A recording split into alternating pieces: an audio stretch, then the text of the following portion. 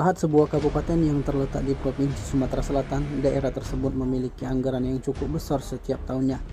Namun hal tersebut sangat bertolak belakang dengan pembangunan infrastruktur yang ada di daerah tersebut. BPKRI bahkan sudah sering memberikan WTP atau wajar tanpa pengecualian terhadap kondisi keuangan Kabupaten Lahat.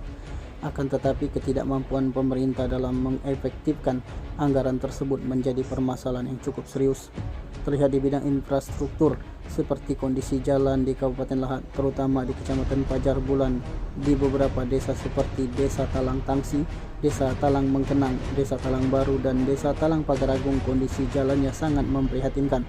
Demi keselamatan pengendara, kepala desa di 4 kecamatan Pajar Bulan sudah pernah turun tangan menambal jalan yang berlubang dengan anggaran patungan.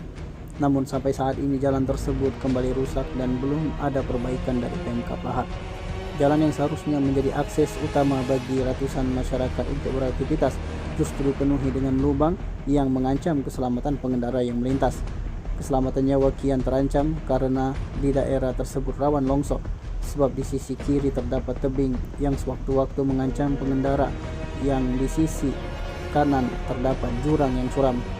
Salah satu jalan yang menjadi sorotan adalah jalan menuju 4 desa tersebut, mulai dari jembatan perbatasan antara Kabupaten Lahat menuju Kota Pagar Alam sampai Desa Talang Pagar Agung yang masih terdapat banyak lubang. Hal ini tentu menjadi pekerjaan rumah tangga yang harus diselesaikan oleh Pemkab Lahat. Namun hingga hari ini belum ada upaya yang signifikan dari pemerintah setempat untuk memperbaiki kondisi jalan tersebut. Padahal infrastruktur yang baik merupakan salah satu faktor penting bagi kemajuan daerah Kabupaten Lahat.